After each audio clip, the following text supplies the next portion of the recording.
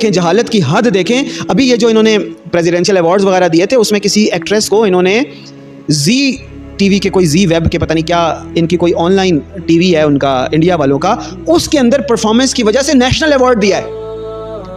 वैसे इंडिया के साथ आप जा नहीं सकते चाहे आपके वहां रिश्तेदार हो,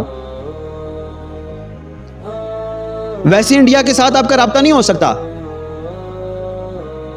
ट्रेड बंद है, आना जाना बंद है, लेकिन कंजरखाना जा सकता है वहां पे और वो उनके कंजर आ सकते हैं यहां पे। और हद देखें कि स्टेट अवार्ड दे रही है इंडिया की टीवी में परफॉर्मेंस देने की वजह से किसी को,